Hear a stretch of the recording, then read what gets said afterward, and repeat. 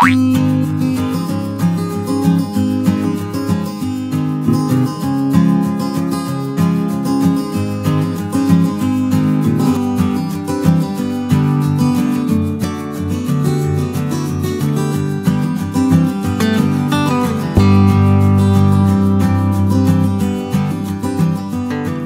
students, welcome to the second lecture of resume writing.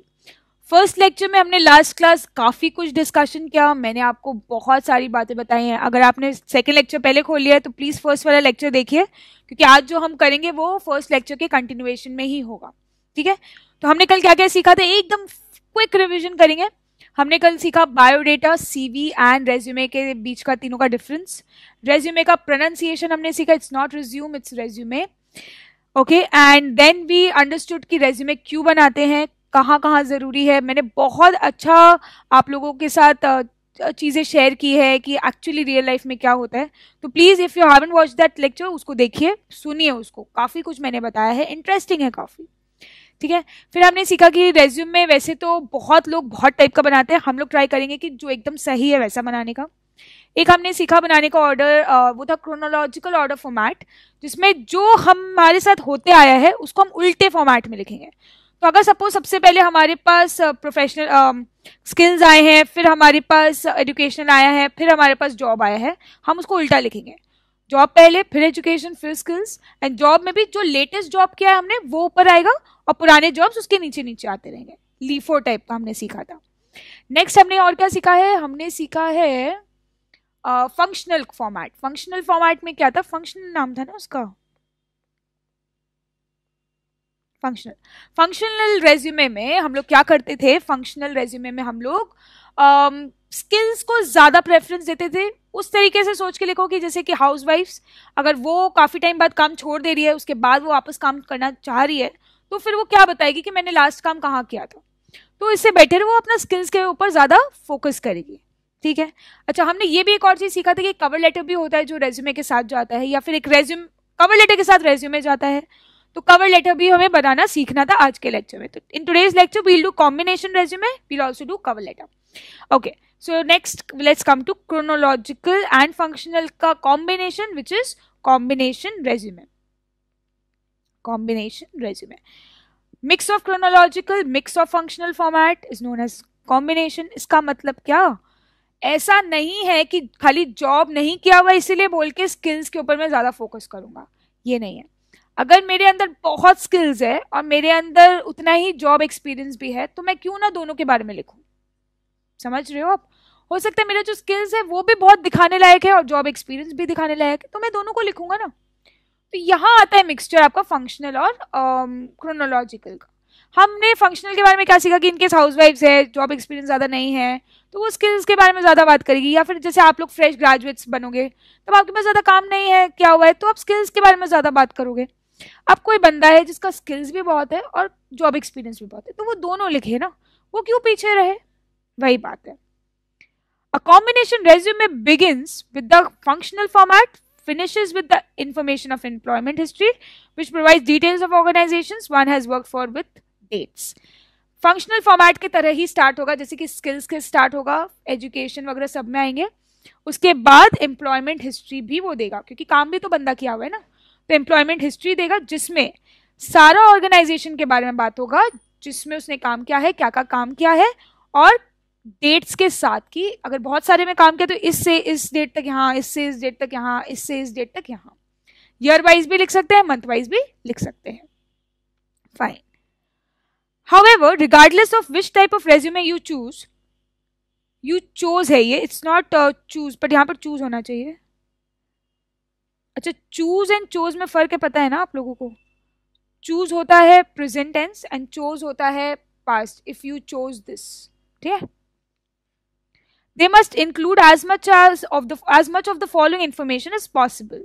आप चाहे chronological लिखो, चाहे आप functional लिखो, चाहे आप combination लिखो, जितना ज़्यादा से ज़्यादा इन्फॉर्मेशन दे सकते हो उतना ज़्यादा से ज़्यादा दो.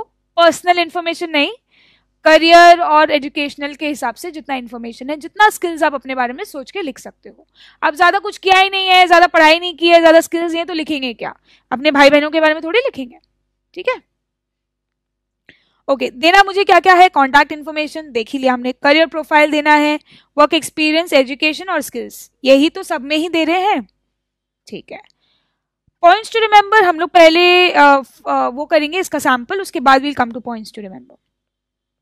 आइए कॉम्बिनेशन फॉर्मेट का एग्जांपल देखिए, अगेन नाम आया है राघव शेट्टी, एड्रेस आ गया टेलीफोन और ईमेल, तो मैम ये तो अलग अलग लाइन में भी लिख सकते हैं, हाँ देखो इतने से चीजों के लिए कभी आपका फॉर्मेट रॉन्ग नहीं होगा, नाम लिखोगे, एड्रेस लिखोगे, टेलीफोन और ईमेल लिखना है ऊपर, कोई लोग डेट ऑफ बर्थ भी ऊपर लिखते हैं, कोई प्रॉब्लम नहीं है। Career objective, seeking to work for a progressive organisation at the post of a laboratory technician, junior technologist और क्वालिटी कंट्रोल असिस्टेंट। तो यहाँ देख रहे हो डायरेक्ट बता दिया बंदे ने, मेरे को तो यही पोस्ट पे काम करना है, इतना मेरे पास टाइम नहीं है कि हम इतना बोले कि मेरे को ऐसा ऑर्गेनाइजेशन चाहिए, वैसा चाहिए, ऐसा कराए वैसा कराए, भाई मेरे को तो ये तीनों पोस्ट में ही काम करने से चलेगा, क्योंकि इसका मतलब बंदे के पास स्किल्स भी है और जॉब एक्सपीरियंस भी होगा। Within the food processing, pharmaceutical or chemical manufacturing industry, which will provide opportunities to utilize my skills and abilities. ये बात नहीं किया ना ग्रोथ एंड ऑल का, क्योंकि ये ऑलरेडी ग्रोथ में है, अभी ये डायरेक्ट पोस्ट का नाम लिखा है, ठीक है। तो ये क्या बोल रहा है कि मेरे को या तो इन तीनों पोस्ट में और खाली इन तीनों इंडस्ट्रीज में काम करूंगा, फूड प्रोसेसिंग, फार्मास्यूटिकल मतलब मेडिसिन एंड ऑल, या फिर केमिकल मैन्युफैक्चरिंग की कोई कंपनी में काम करूंगा जहां पर मेरे को मेरा स्किल्स और एबिलिटीज दिखाने का मौका मिले, ठीक है। उसके बाद वही करियर समरी में देखिए क्या लिख रहा है बंदा, in depth understanding of the manufacturing process of foods and pharmaceuticals including research, product testing, in process control, production planning, process operations, statistical quality control, experimental techniques, product development and technical documentation. बंदे ने काफी काम कर रखा है, इसी से समझ में आ रहा है ना। अब अगर वो मेरे को इसके बाद प्रूफ तुरंत नहीं भी दे तो भी मेरे को समझ में आ रहा है कि नहीं बंदा काम किया हुआ है, क्योंकि पहले हम लोग क्या बोल रहे थे कि करियर समरी 2-4 लाइन का लिख के अभी कैसे समझे किया है तुमने, उसका प्रूफ दीजिए। बट ये बंदा तो यार एकदम प्रूफ में, मतलब प्रूफ में ही बात हो रहा है उसका, तो क्या प्रूफ मांगे इससे, तो प्रूफ बाद में भी देगा तो ही चलेगा। अभी तो मैं इसमें इंटरेस्टेड हूँ कि अच्छा इसको इतना क्या क्या आता है। Have a hands on training and laboratory experience along with the competency to conduct detailed experiments, chemical वगैरह में काम किया ना, एक्सपेरिमेंट्स वगैरह आता है इसको, testing, interpret the results and prepare written reports for them. तो यानी ये पूरा एक्सपेरिमेंट कर लेगा, टेस्ट कर लेगा, इन्फ्रेंस निकाल लेगा, रिपोर्ट्स बना देगा, सब कर देगा ये। तीसरा अपने बारे में भी थोड़ा बता दे रहा है, एंथुजियास्टिक है, इंडस्ट्रियस है, क्रिएटिव इंडिविजुअल है, ऐसा नहीं कि बोरिंग काम इतने साल से कर रहा है इसलिए आता है, possess strong analytical, investigative, decision making and communication skills. तो अपने बारे में अच्छा खासा ये पंचायती दे दिया है।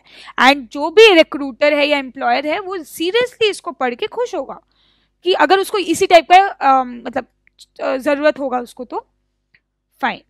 तो इसको पढ़ते तुरंत ऐसे मन में नहीं आ रहा कि भाई प्रूफ भी दे तू कहाँ काम किया है, ठीक है। तो इसीलिए इसके बाद इसने दे दिया अपना एजुकेशन। तो एक्सक्यूज मी, हाँ एजुकेशन ये बता दे रहा भाई कहाँ से किया है, कॉलेज कहाँ से किया है, ये Jindal college of applied arts Pune Maharashtra, BTech क्या है फूड एंड ड्रग टेक्नोलॉजी। तो देख रहे हो एजुकेशन और इसका जो काम है काफी मैच ही कर रहा है। काफी लोग होते करते हैं बीकॉम और फिर चले जाते हैं एनिमेशन लाइन में, मतलब होता है उनका कोई रहता नहीं, या तो जब बीकॉम कर रहे थे तो कुछ सोचा नहीं था। बट ये बंदा देखो बीटेक जब किया है तो फूड और ड्रग टेक्नोलॉजी में किया है, काम भी उसी में इतना साल से कर रहा है, तो ये बंदा एकदम सही फिट बैठ रहा है। ये भी बता दिया कि 3 साल का यूजी प्रोग्राम था, अंडर ग्रेजुएट प्रोग्राम। क्या क्या पढ़ाया गया था इसको वहां पर, food manufacturing, processing operation, statistical quality control, pharmacology, analytical chemistry, food science and nutrition. यानी जिस टॉपिक्स पे ये यहाँ पर बात कर रहे हैं कि इसको आता है, वो टॉपिक्स पे इसने पढ़ाई भी की है। तो ऐसा नहीं है कि खाली वर्क एक्सपीरियंस के थ्रू आता है, पढ़ाई भी उसी में की है, काम भी उसी में किया बंदे ने, ठीक है। अब मैम इसने अपना क्लास 10-12 का इसमें एजुकेशन नहीं डाला, क्योंकि इसको क्या लग रहा है ना कि बीटेक तो मैंने इसमें इतना में किया है, अब इसको बाकी उन लोगों को क्या मतलब है कि मेरा कितना मार्क्स आया क्लास 10 और 12 में। क्लास 10-12 में तो फूड और ड्रग नहीं सिखाते थे ना, क्लास 10 और 12 में तो वही मैंने साइंस, कॉमर्स, कंप्यूटर ये सब लेके पढ़ाई किया, तो इसने ये सोच के नहीं डाला इसमें, ठीक है। तो इसके अभी हम लोग कोई मार्क्स नहीं काट रहे हैं, ठीक, हम लोग एकदम स्ट्रिक्ट रिक्रूटर की तरह इसका रेज्यूमे पढ़ते हैं। Now overview of skills and experience acquired through training. तो अब ये बता रहे कि ट्रेनिंग में इसने क्या क्या सीखा, ठीक है। Carried out detailed analysis of foods utilizing modern instrumentation. Identified possible risk factors such as toxins, contamination, foreign bodies, practical applications of microbiology in testing pharmaceuticals and foods. अच्छा, ये किस टाइप का काम करे आपको समझ में आ रहा है? जैसे बीच में नेस्ले के ऊपर एक केस हुआ था ना कि मैगी में कुछ पाया गया है कंटामिनेटेड, जो बच्चों के लिए ठीक नहीं है, बैन हो गया था। तो वो जो पीपल वो जो टेस्ट करते हैं कि कुछ फूड में कमियां है क्या, या फूड में कुछ गलत है क्या, कोई कंटामिनेशन है क्या, वो जो लोग चेक करते हैं ना, ये वो बंदा है, मतलब इसको वो काम भी आता है। तो यानी ये फूड मैन्युफैक्चर जो बड़े बड़े आप यूट्यूब पे नहीं देखते हो कि कैसे कोको कोला का वो प्रोसेसिंग होता है, वो सब देखा करो फ्री टाइम में बैठ के यूट्यूब पे। फालतू स्टैंड अप या ये सब फालतू चीजें नहीं, स्टैंड अप को मैं फालतू नहीं बोल रही हूँ, बट आई एम सेइंग कि बेकार का टाइम वेस्ट करने से बेटर है कि आप इस टाइप के इन्फॉर्मेटिव वीडियोस देखो, ठीक है। एंटरटेनमेंट के टाइम करो एंटरटेनमेंट, बट हर समय एंटरटेनमेंट करोगे तो पढ़ाई नहीं कर पाओगे, कभी कभी जनरल नॉलेज नहीं आएगा।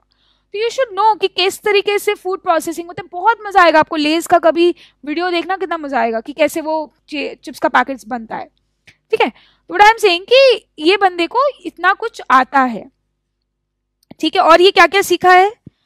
Carried out tests on numerous products in laboratory for quality and product substitution. अब देखो ये सब जो बातें लिखी है यहाँ, ये तो पढ़ाई से नहीं आया ना, ये तो वर्क एक्सपीरियंस से ही आया होगा। Studying in depth about the rules and regulations that control the market, तो इसको काफी कुछ आता है। Employed techniques of analysis involving electrochemical spectroscopy, देखो इतना तो हमें भी डिटेल नहीं पता है भाई, spectroscopy, gas chromatography, high pressure liquid chromatography, exactly क्या क्या होता है, ठीक है। तो भाई ठीक है, अगर मेरा कंपनी फूड मैन्युफैक्चरिंग कंपनी, तो ये तो बहुत सही लग रहा है मेरी कंपनी के लिए। अब आया है बंदा अपना एम्प्लॉयमेंट एक्सपीरियंस, अपने बारे में इतना कुछ बोला है, अब इसके पास स्किल्स भी है, अब इसको आता भी है, अब ये काम भी किया हुआ है, तो ये सब कुछ लिखेगा ना, क्यों ना लिखूं मैं, पेज थोड़ी वेस्ट हो रहा है मेरा। कहाँ काम किया ये? जेबी केमिकल्स, पुणे महाराष्ट्र, 2005 से 17, अच्छा खासा 7 और 5 12 साल का एक्सपीरियंस है इसको। सेल्स मैनेजर था ये फुल टाइम। क्या काम करता था वहां पर? देखता था कि कस्टमर्स को एक्सीलेंट सर्विस मिले, track record, verified the shipping of products from warehouses across the country. इसको वहां पर अवार्ड भी मिला है, most promising employer, pinnacle award for reliability and commitment to delivering great customer service. तो इसका मतलब इसको काम भी आता है सारा, प्लस कस्टमर सर्विस भी इसको अच्छा आता है। तो ये तो बेस्ट है ना किसी भी कंपनी के लिए, प्रोडक्शन भी आता है बंदे को, प्लस बंदा कस्टमर्स के प्रति डेडिकेटेड है। कोई भी कंपनी में, मैंने आपको पहले भी सिखाया है, हम लोग अमेजोन का कोई एक शायद नोट मेकिंग या किसमें हम लोग कर रहे थे ना, तो जिसमें आया था कि अमेजोन या कोई भी ये फ्लिपकार्ट वगैरह, ये लोग जब भी, ये लोग सब कोई बहुत ट्राई करते हैं कि कस्टमर सेटिस्फैक्शन मिले इन लोगों को। कोई भी company will never succeed if their customers are not satisfied, fine.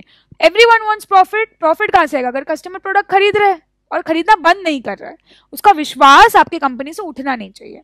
तो ये बंदा काम भी जानता है, ये बंदा कस्टमर सर्विस भी अच्छा देता है, तो ये तो अच्छा है बंदा। कंप्यूटर स्किल्स भी है भाई इसके पास। क्या क्या आता है इसको? Advance testing instruments using XYZ testing suit, expert है ये वर्ड, एक्सेल, पावर पॉइंट, ये सब में। possess the ability to quickly and independently learn new computer application. References वही अगर आप बोलेंगे तो मैं कहीं से ला दूंगा, और declaration. I think this was a good resume. आप लोगों का ऑब्वियसली अभी इतना अच्छा रेज्यूमे नहीं बनेगा, बट बाद में जरूर बनेगा, जरूर, आई प्रॉमिस। आपका जब आप सीए बन जाओगे, आप कुछ साल काम करोगे, I believe in you people that you people will have a very very good resume, fine. चलो, अपने रेज्यूमे को इंक्रीज करने का ना तरीका सोचा करो, ठीक है, तभी कर पाओगे। मतलब ट्राई टू थिंक, अगर मैं ये करता हूँ तो क्या मेरा रेज्यूमे विल बी गुड। वैसे तो देखो खाली रेज्यूमे के लिए नहीं करना है, अपना नॉलेज बढ़ाओगे, बोलते ना कि जहां पर नॉलेज होता है वो सक्सेस झक मार के आती है, वो तो है ही, बट ट्राई करोगे कि कुछ ऐसा काम करो जो आपको मोटिवेट करे अपना रेज्यूमे को भी अच्छा करने का, ठीक है। ओके, कवर लेटर से पहले हमने ऊपर कुछ छोड़ा था, उसमें आते हैं। Okay, points to remember. I think काफी डिस्कशन हो चुका है, फिर भी ये लोग चाहते हैं तो थोड़ा पढ़ लेते हैं। फॉर्मेट सिंपल रखना है, रीडेबल, जो फॉर्मेट दिखाया है वैसे ही हम लोग रखेंगे। शॉर्ट और क्रिस्प रखिए, सेंटेंसेस में नहीं लिखना है हमें। आप देख रहे हो कितना टू द पॉइंट बात किया जा रहा है, किसी के पास टाइम नहीं है 100 रेज्यूमे पढ़े पूरा सेंटेंसेस में, पैराग्राफ्स में। क्लियरली स्टेट योर ऑब्जेक्टिव, बड़ा बड़ा कहानी नहीं लिखना है, प्रोवाइड करेक्ट इन्फॉर्मेशन, मैंने पहले ही बताया ना कि झूठ नहीं लिखना है, क्योंकि वो लोग वेरीफाई भी करेंगे। एक तो वो लोग खुद ही पकड़ लेंगे, दूसरा अगर सपोज आपने किसी कंपनी में काम करने का वो एक्सपीरियंस लिख रखा है, दे माइट आस्क यू कि गो एंड गेट उनके वहां का ऑफर लेटर या उनके वहां का सैलरी स्लिप मांग सकते हैं, तब क्या दिखाओगे? हो सकता है कि पता है, मैंने ये भी देखा है, जब मैंने काम किया है तो मैंने ये भी देखा है कि रिक्रूटर्स आपसे इंटरव्यू लेके आपको छोड़ बोला कि ठीक है विल टेल यू, और आपने जिस कंपनी का रेफरेंस दिया था उस कंपनी में कॉल करके उन्होंने आपके बारे में पता किया कि ये कैसा काम करता था, क्या ये था रियल में, ये वो मैंने देखा है ये सब चीज होते हुए, तो दे मे वेरीफाई ना। और सपोज उसी में आपका अगर झूठ निकल जाता है तो क्या इंप्रेशन पड़ेगा आपका जॉब पे, तो बिल्कुल ही नहीं रखेंगे वो लोग। ओके, इन्फॉर्मेशन वैसे ऑर्गेनाइज करना है that flows logically either from academics to job for resume writing, जैसे कि अकेडमिक्स से जॉब पे जाओ या जॉब से अकेडमिक्स में आओ, बीच में कुछ और कहानी कर रहे हैं, बीच में अपना डेट ऑफ बर्थ लिख रहे हैं, फिर जॉब के बारे में लिख रहे हैं, फिर कुछ स्किल बता रहे हैं, ऐसे नहीं, एक ऑर्डर में रखेंगे। Tone should be neutral, don't bias towards any community और religion, no grammatical errors, achievements को हाईलाइट करिए, do not mention the expected salary, resume में एक्सपेक्टेड सैलरी नहीं लिखते हैं, ठीक है। एक्सपेक्टेड सैलरी आपको पता होती है कि वहां पर कितने के आसपास मिलेगा, उसी हिसाब से हम लोग अप्लाई करते हैं, ठीक है। तो expected salary will not mention the resume. जब इंटरव्यू में जाते तो वो लोग सामने से पूछते कि आपकी एक्सपेक्टेड सैलरी क्या है, तो वहां बताएंगे हम लोग, will not write it in our resume.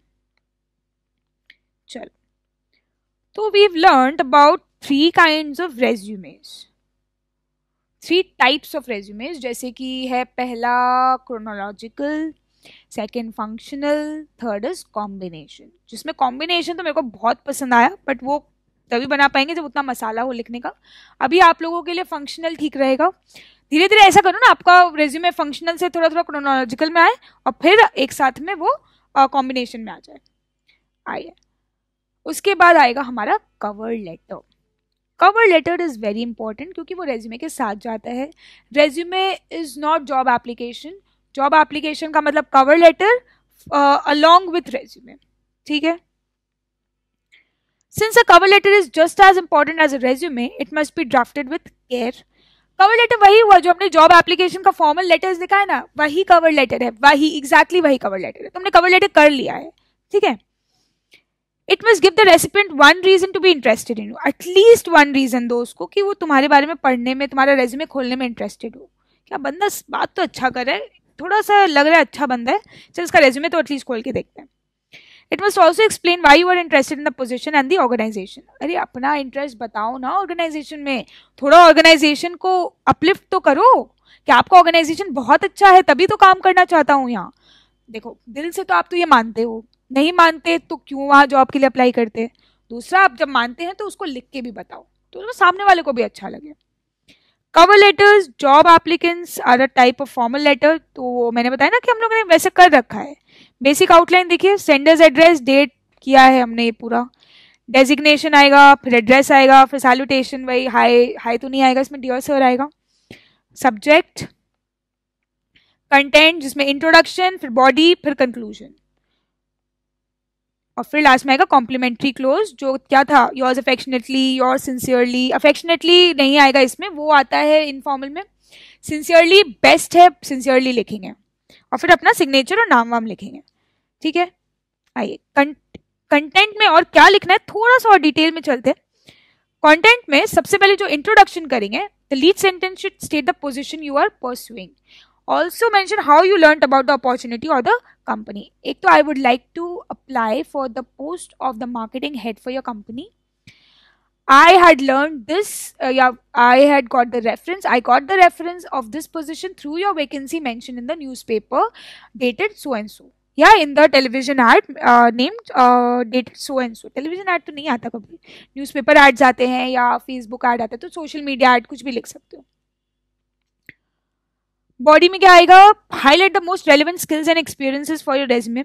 अब क्या है ना कि आप जिस पोजीशन के लिए अप्लाई करना चाह रहे हो उस पोजीशन के लिए आप क्यों सही हो, उस पोजीशन के लिए वो आपको प्रूव करना है कवर लेटर में. तो ऑब्वियसली रेज्यूमे में से कुछ लेंगे ना कि मेरे पास ये स्किल है, ये स्किल है, ये स्किल है, ये स्किल है. 4 तो स्किल लिख दोगे, हो गया आपका काम, ठीक है. This section of your cover letter should contain a detailed description of what you can offer to the company. आप कंपनी को क्या दे रहे हो, तभी तो वो सोचेगा कि वो आपको क्या सैलरी देगा. पहले उसको लगना चाहिए ना, हाँ बंदे से मेरे को 5 लाख का फायदा है, तब तो 1 लाख रुपए निकाल के देगा आपको. ठीक है. Therefore, you must make strong association between your capabilities and requirements mentioned in the job description.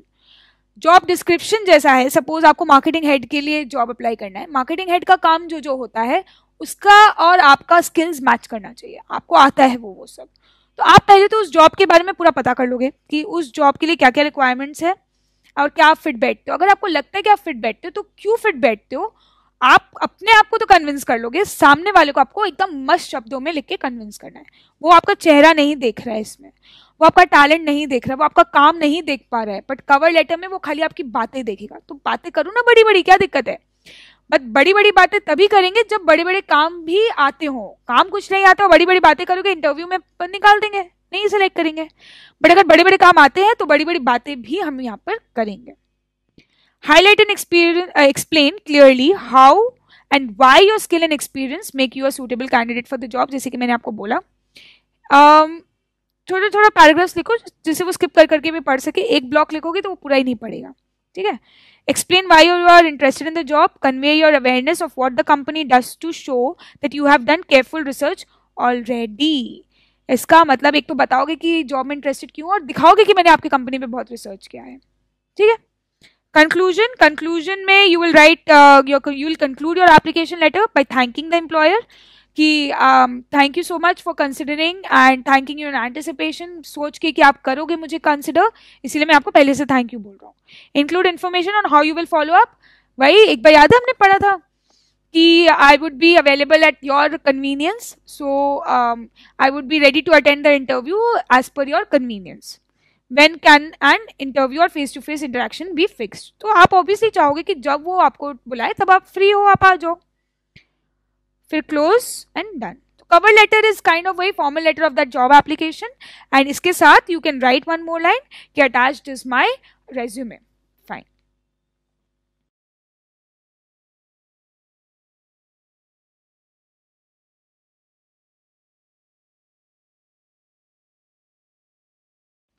आइए सैंपल देख लेते हैं. एड्रेस आ गया, सेंडर्स एड्रेस. फिर आ गया ईमेल आईडी. अच्छा हाँ, ईमेल आईडी पहले नहीं देते थे, पर आप बोलोगे तो ईमेल आईडी एक्चुअली आजकल बहुत जरूरी है, तो ईमेल आईडी तो हम दे देंगे. यहाँ दीजिए, लास्ट में दीजिए, कोई प्रॉब्लम नहीं है. डेट देंगे, डेजिग्नेशन जिसको एड्रेस कर रहे हैं उनका एड्रेस. उसके बाद dear, that is salutation, dear Miss Gurung. Subject application for the post of flight attendant. Direct to the point. Now this is with reference to your advertisement in the Times of India dated July 15 for the post of flight attendant in the Air Atlantic. Air Atlantic बोल के flight series मतलब flight company है जिसमें जिन्होंने कोई advertisement निकाला है times of India में 15 जुलाई को कि उनको फ्लाइट अटेंडेंट के लिए कोई चाहिए. तो इसी रेफरेंस से मैं आपको ये लेटर लिख रहा हूँ. I wish to apply for the same. I am confident that my dynamic customer service and teamwork skills will make me a strong member for your crew. Strong member of your crew. एक line में बस ये बताया कि reference कहाँ से मिला और एक लाइन में बताया कि मैं ये करना चाहता हूँ बस. सेकंड में बॉडी में आएंगे. क्या क्या जरूरतें हैं कंपनी की इस जॉब के पर्सन के लिए, या फिर क्या चाहता है कंपनी की जो भी पर्सन आए इस जॉब के लिए उसके अंदर क्या क्या गुण हो, और वो गुण मेरे अंदर है, ये मैं डिक्लेयर कर रहा हूँ इसमें. My extensive experience in the customer service industry has taught me the value of providing positive, individualized service to all customers. उसका एक्सपीरियंस है काफी, वो तो रेज्यूमे देखेंगे तो पता चल जाएगा. एज अ रेस्टोरेंट होस्ट, अच्छा इसके पहले ये रेस्टोरेंट होस्ट था, तो देखो एक लाइन से समझ में आ गया यहाँ पर कि ये रेस्टोरेंट में भी काम कर रखा है. I made sure to promote each guest comfort and well-being as an award-winning sales representative. देखो इसका कितना ये फायदा उठा रहा है. अपने एक्सपीरियंस के बारे में भी यहाँ बात कर लिया, फिर यहाँ रेस्टोरेंट होस्ट था ये भी बता दिया, अवार्ड विनिंग सेल्स रिप्रेजेंटेटिव था ये भी बता दिया. तो अब मैंने आपको क्या बोला था कि एक रीजन दो सामने वाले को कि वो आपका रेज्यूमे खोल के देखे. ये रीजन देते ही मेरे को मन करे कि हम इसका रेज्यूमे खोल के देखें कि ये क्या करता था. तो इसने 3 रीजन दिए, देख रहे हो. I worked one-on-one with customers to ensure that all of their questions about products were answered and that each customer felt listened to. मैंने customers के ऊपर बहुत ध्यान दिया है. I would bring this positive energy and hospitality to my job as a flight attendant at Air Atlantic. Next, now he's talking about his strengths. My experience and strengths as a team player will also make me a strong crew member. As a host, I had to be in constant communication with the wait staff, the kitchen and the management. My positivity and clear communication skills helped strengthen our team's efficiency and sense of community. तो ये बोल रहा है कि हम team player जब थे, मेरा टीम प्लेयर होने का बहुत एक्सपीरियंस है, तो वो यहाँ पर बहुत काम आएगा. और टीम प्लेयर होने का क्या एक्सपीरियंस है, क्योंकि जब मैं होस्ट था, मतलब रेस्टोरेंट में काम करता था, तो मेरा वेटर के साथ, किचन के साथ, सबके साथ एक मिलजुला के मैंने बहुत टीम वर्क किया है, तो इसलिए मेरे अंदर है वो बात. I know I would be an integral part of the dynamic crew at Air Atlantic. तो देखो, जो एयर अटलांटिक का क्रू है उसके बारे में भी तारीफ कर रहा है कि बहुत डायनामिक है आपका क्रू, तो मैं उस डायनामिक क्रू का हिस्सा बनना चाहता हूँ. अब देखो कंक्लूजन कैसे क्या है. I would love the opportunity to speak with you. सबसे पहले तो आपसे बात करने का एक अपॉर्चुनिटी दीजिए.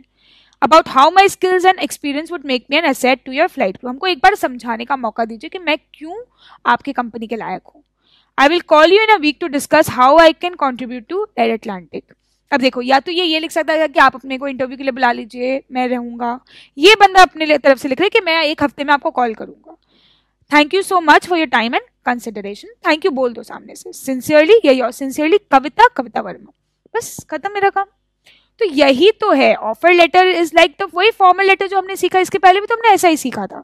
तो यही आपका जॉब एप्लीकेशन हुआ, यही आपका कवर लेटर हुआ. अब जॉब एप्लीकेशन में इसके साथ अटैच होगा उनका रेज्यूमे. ठीक है, तो अब एक काम करोगे आप, ये आपके लिए होमवर्क ये रहेगा कि इसका कवर लेटर पढ़ के एक अच्छा सा रेज्यूमे इसके लिए आप बनाओगे. तो राइट कविता, अपने कॉपी में लिख लो, कविता वर्मा's रेज्यूमे. मतलब आप कविता वर्मा हो, उस तरह से एक रेज्यूमे बनाओ. ठीक है, अब ये रेज्यूमे किस टाइप का बनना चाहिए, आपको क्या लगता है, क्रोनोलॉजिकल, फंक्शनल या कॉम्बिनेशन? मेरे ख्याल से तो कॉम्बिनेशन बनना चाहिए. आप लोग अपना रेज्यूमे बनाओ, मुझे भेजो एंड देन वील चेक. अच्छा, पॉइंट्स, कुछ पॉइंट्स ये लोग चाहते हैं इनके भी पढ़ लिए जाएं. करेक्ट फॉर्मेट, रिपीट नहीं करना है. शॉर्ट, मेंशन व्हाट पोस्ट और course you applying for, obviously first line में लिखते हैं. Explain why you are interested, ये इसने क्या लिखा, क्योंकि ये उनका जो डायनामिक क्रू है उसको ज्वाइन करना चाहता है. Draw attention to your suitability for the post, मतलब आप ये दिखाओ कि मैं बहुत सूटेबल हूँ. अब यहाँ पर ये जो बंदी है, हम तो पहले तो लड़का समझ रहे थे, बट ये जो लड़की है ये बार बार दिखा रही कि मैंने रेस्टोरेंट होस्ट किया है, अवार्ड विनिंग, यहाँ दिख रहा है अवार्ड विनिंग वर्ड पे भी फोकस जा रहा है, सेल्स रिप्रेजेंटेटिव भी रह चुकी है, कस्टमर सर्विस इंडस्ट्री में काफी एक्सपीरियंस है. तो ये बार बार ये सब बोल के ये दिखाना चाहती कि मैं इस जॉब के लिए एकदम सूटेबल हूँ, ताकि सामने वाला भी लगे कि हाँ ये लड़की तो सही लग रही है, एटलीस्ट इससे एक बार बात करना तो बनता है. बाकी बात करेंगे तो इसको टेस्ट कर लेंगे. ले the ground work for further contact. कुछ तो बताओ कि मैं आपको कॉल करूं या आप मुझे कॉल कर लीजिए, या it would be great if I would receive time and date for an interview as per your convenience. इस टाइप का कुछ भी लिखिए कि कैसे कॉन्टैक्ट करने का कुछ एक रास्ता छोड़िए. ठीक है, तो आई थिंक कवर लेटर यही था. तो हमने कवर लेटर कर लिया. कवर लेटर का एक बार फिर से फॉर्मेट देख लेते हैं. सेंडर्स एड्रेस है, डेट है, जिसको भेज रहे उसका डेजिग्नेशन, उनका address, salutation as in dear mister Kapoor, dear sir. Subject में क्या है, इंट्रोडक्शन, कौन सा पोस्ट, कहां से देखा, कैसे पता चला, एंड आप यहां काम करना चाहते हैं. बॉडी में क्या आएगा, मेरा ये एक्सपीरियंस है, मेरा वो एक्सपीरियंस है, मैंने ये किया है, मैंने वो किया है, and I think I am suitable. Conclusion, sir, please let me know when I could meet you. I would be able to meet you in the next week. Sir, please let me know when I could call you. Sir, please call me for an interview as per your convenience. I would be present. Thank you for your time and consideration. यहाँ time and consideration क्यों बोले, क्योंकि आपने ये time लेके मेरा ये cover letter भी पढ़ा, उसके लिए भी थैंक यू. ठीक है, लास्ट में कॉम्प्लीमेंट्री क्लोज एंड सिग्नेचर. ठीक है, सैंपल हमने पढ़ ही लिया. अब यहाँ देखिए, अगर हम इसमें ईमेल आईडी नहीं दें तो ये बंदा मुझे कांटेक्ट कहाँ से करेगा, फोन नंबर तो दिया नहीं आपने. हाँ, रेज्यूमे में ऑब्वियसली फोन नंबर सब कुछ है, पर कवर लेटर में भी दे दो ना, कोई दिक्कत नहीं है। नहीं दोगे और रेज्यूमे में दोगे तो भी कोई दिक्कत नहीं है, बट दे दो इसमें भी, ठीक है। तो हमने आज क्या किया, आज हमने किया कॉम्बिनेशन फॉर्मेट ऑफ रेज्यूमे और हमने किया कवर लेटर। कवर लेटर तीनों फॉर्मेट में लगेगा, चाहे कोई भी रेज्यूमे लिख रहे हो, कवर लेटर सब में लगेगा, ठीक है। आइए कुछ एक्सरसाइजेस हैं, देखते हैं। एक होमवर्क मैंने आपको दिया है, वो आपको करना है, और देखते हैं हम लोगों को क्या करने बोला है यहाँ पर। Question number 1, you are Mitali या मितांशु जोशी। अब सपोज आप लड़की हो तो मिताली नाम ले लेना, या आप लड़का हो तो मितांशु नाम ले लेना। Resident of green park new Delhi, आपका एड्रेस भी दे दिया है। You have recently come across N advertisement from NDTV in the Hindustan times, ठीक है। तो हिंदुस्तान टाइम्स में एडवर्टीजमेंट आया था एनडीटीवी के बारे में, for the post of a senior journalist. तो एनडीटीवी से रेफरेंस मिला है। Draft a resume along with a cover letter in response to the advertisement, ठीक है। सीनियर जर्नलिस्ट का पोस्ट चाहते हो, रेफरेंस मिला हिंदुस्तान टाइम्स के एडवर्टीजमेंट से, डेटेड कुछ भी दे देना, कोई भी डेट दे देना, ठीक है। ओके, कवर लेटर में क्या क्या लिखेंगे, कवर लेटर फॉर्मेट तो आपको पता है, वो तो फॉलो करना है। नेक्स्ट हम लोग लिखेंगे सीनियर जर्नलिस्ट का पोस्ट के लिए अप्लाई कर रहे हैं, हिंदुस्तान टाइम्स में एड देखा, ये डेट को देखा, and I am fit for the job, I feel I am suitable for the job because I have so and so skills and experiences। उसके बाद सीनियर जर्नलिस्ट का आपने और कहीं अगर काम कर रखा है, नहीं भी कर रखा है, तो ये आपको एक्सरसाइज दिया गया ना। आपको तो यहाँ पर मितांशु जोशी की तरह एक्ट करना है, तो अपने आप को आप बना लो, अच्छा आप बना लो अपने आप को कि मैंने यहाँ काम किया है, मेरे पास ये टैलेंट है, वो टैलेंट है, लिखने का टैलेंट दिखाओ ना यहाँ पर, ठीक है।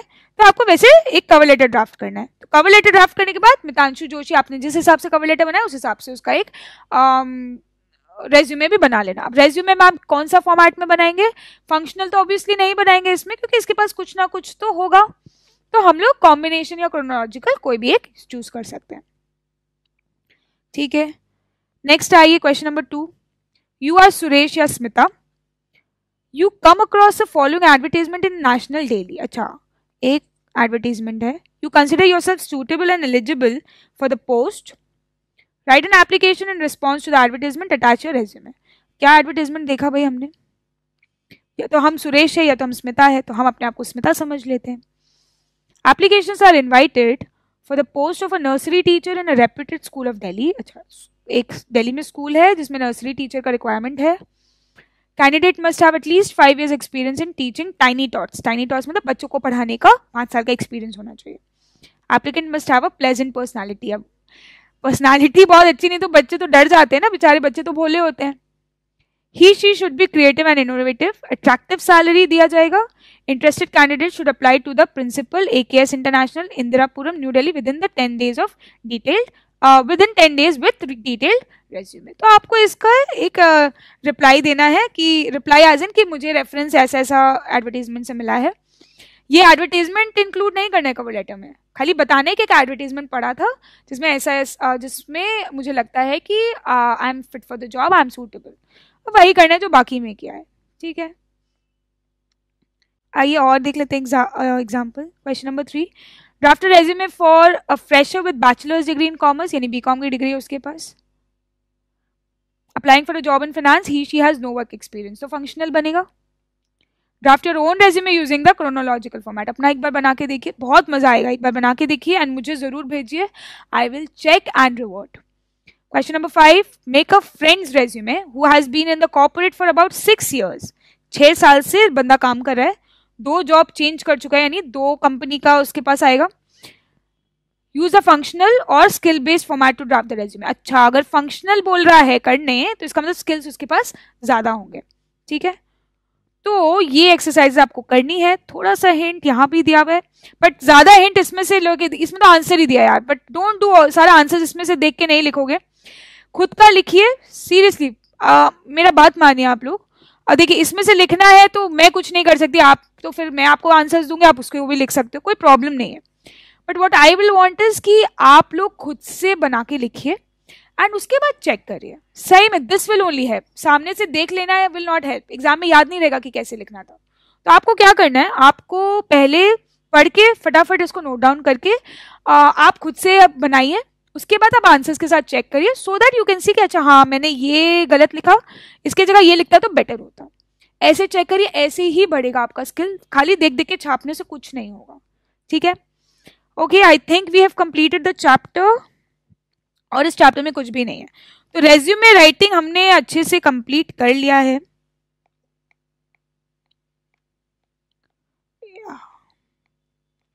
क्विक रिवीजन लगाते हैं,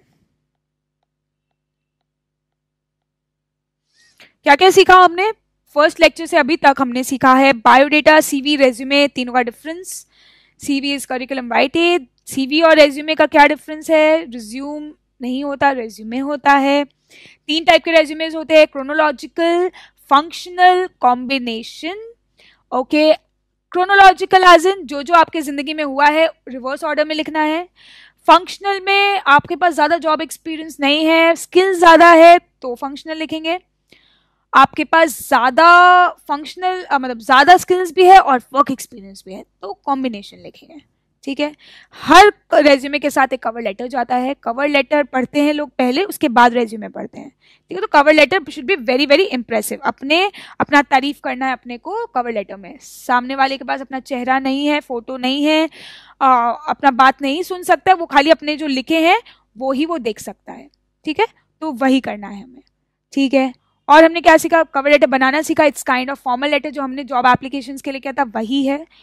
और हमने कुछ कुछ एक्सरसाइजेस किए, सैम्पल्स किए, हमने आपको होमवर्क दिया, कविता वर्मा का आपको सीवी बनाना है, और जो एक्सरसाइजेस के लास्ट में है उसको हमने पूरी तरीके से डिस्कस कर लिया है। या इन एक्सरसाइजेस को आपको सॉल्व करने हैं, मुझे भेजने हैं, then we'll check together and then we'll continue, ठीक है। तो आई थिंक अभी आज हमारे पास काफी टाइम बचा हुआ है, तो एटलीस्ट एक एक्सरसाइज हम लोग आज ही करते हैं, ठीक है। तो एक काम करिए,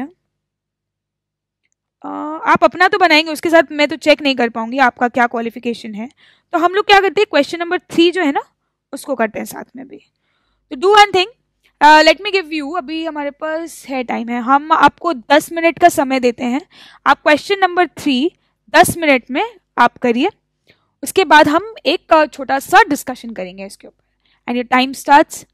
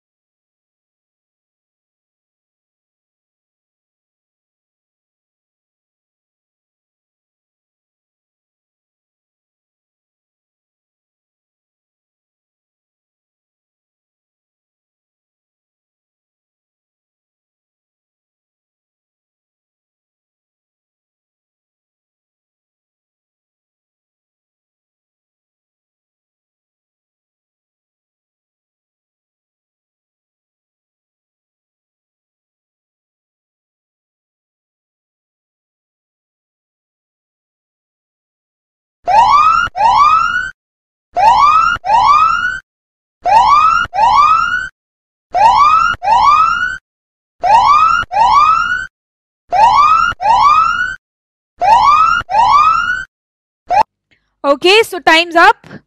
अब अगर आप लोगों ने जैसा भी किया है, नहीं किया, थोड़ा कम बेसी रह गया, कोई बात नहीं, कोई बात नहीं। आइए चेक करते हैं।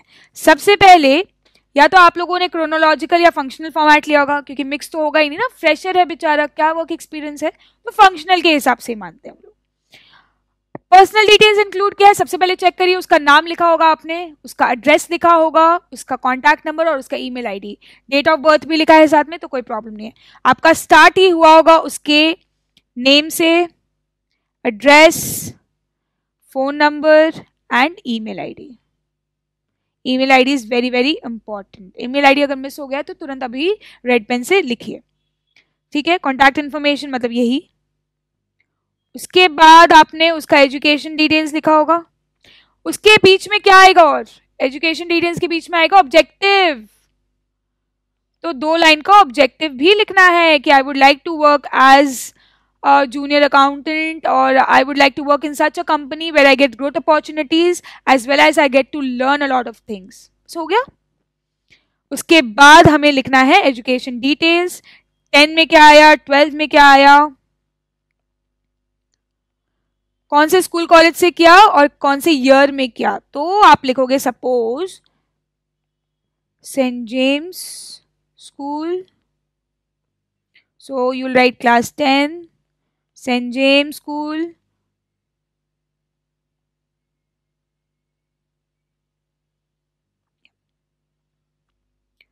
(2011) and percentage से 90%, तो ये इसके बगल में आ जाएगा, यहाँ लिख दे रहे हैं। उसके बाद क्लास 12, फिर स्कूल का नाम, फिर ईयर, फिर आपका परसेंटेज, और बीकॉम भी जो किया है वही, वो भी कॉलेज का नाम, ईयर और परसेंटेज। नेक्स्ट आएगा स्किल्स। अब बंदे में ऑब्वियसली जॉब एक्सपीरियंस तो है नहीं, तो स्किल्स लिखेंगे, सॉफ्ट स्किल्स लिखेंगे, आप एमएस एक्सेल, वर्ड, टैली ये सब भी लिख सकते हैं, प्लस पर्सनल स्किल्स लिखेंगे, जैसे कि वेरी गुड कम्युनिकेशन स्किल्स लिखेंगे, problem solving, time management, critical thinking, team work, ये सब लिखेंगे, कंप्यूटर प्रोग्रामिंग, ये सब अगर आता हो तो लिख सकते हैं। सोचिए अगर नहीं भी आता आपके फ्रेंड को, बट आपको तो एज एन एग्जाम या एक्सरसाइज करना है, तो आप लिखिए ना, क्या दिक्कत है। Speaking multiple and foreign languages, अगर उसको आता है स्पेनिश लिख दीजिए ना, क्या दिक्कत है। फ्रेंड को जापानीज आता है, स्पेनिश आते, लिख दीजिए। अच्छा अगर आप रेज्यूमे बनाएंगे तो टीचर भी खुश होगा। मानते क्या बोलेंगे, मैम मेरे फ्रेंड में अगर नहीं हो तो मैं थोड़ा ही लिखूं, तो इससे ये पता चलेगा कि आपको रेज्यूमे लिखना नहीं आता। ये नहीं मैम सोचेगी कि ना इसका फ्रेंड में नहीं होगा, ये सोचेगी कि इसको लिखना नहीं है या इसको लिखना नहीं आता। एकदम बेस्ट टू बेस्ट फॉर्मेट लिखिए, जब हम लोग एक्सरसाइज में फॉर्मेट करेंगे या एग्जाम में लिखेंगे। एग्जाम में भी जब आप रेज्यूमे वगैरह लिखोगे तो बेस्ट टू बेस्ट रेज्यूमे लिखना, जैसे कि एकदम टॉपर, एकदम मस्त बंदे का रेज्यूमे लिख रहे हो, ठीक है। नेक्स्ट अचीवमेंट्स लिखोगे, जैसे कि कहीं स्कूल में कैप्टन मिला बना था, या फिर कोई सब्जेक्ट टॉपर रहा है, वेस्ट बंगाल में टॉपर रहा है, कोई एक्स्ट्रा करिकुलर कबड्डी वबड्डी में टॉपर रहा है, एक्स्ट्रा करिकुलर स्पोर्ट्स में रहा है, कॉम्पिटिशन्स कभी जीता है, कभी कैप्टन बना है, और कोई भी अगर प्रोजेक्ट मिला है स्कूल में उसको, तो स्कूल में आप लोगों को प्रोजेक्ट्स मिलते हैं ना, ग्रुप प्रोजेक्ट, वो सब भी आप लोग आराम से रेज्यूमे में लिख सकते हैं, ठीक है। बस आई थिंक ये हमने क्वेश्चन नंबर 3 कर लिया। उसके बाद क्या था, उसके बाद तो हाँ आपको अपना लिखना है, आप अपना जरूर मुझे लिख के भेजना। आई वुड लव टू सी आप लोगों सबका रेज्यूमेज, एंड मुझे ये देखना आप लोग कितना अच्छा से अपना रेज्यूमे बना सकते हो। आप लोग जितने भी स्टूडेंट्स अभी देख रहे हो, ऑब्वियसली आप लोग सब सेम ही लेवल के ऑलमोस्ट सब सेम लेवल के हो, कुछ ग्रेजुएट्स होंगे, कुछ अंडर ग्रेजुएट्स होंगे, बट बहुत ज्यादा डिफरेंस नहीं होगा आप लोगों के सबके रेज्यूमे में। I know that, so that is why I want to see कि आप लोग सब प्रेजेंट कैसे करते हो। तो I would love to see आप लोग सबका resume, so please do it and send me as soon as possible. Fine. So I think we are done with today's lecture. Today's lecture is completed. Next day we'll start meetings. जो लोगों ने meetings already देख लिया है उनके लिए तो और भी अच्छा है, उनके लिए तो खाली आर्टिकल और रिपोर्ट अगर नहीं देखा है तो वो मिल जाएगा। अगर आप लोगों ने आर्टिकल रिपोर्ट वगैरह देख के अभी तक यहाँ पहुंचे हैं तो नेक्स्ट आप लोगों के लिए है meetings. Thank you so much.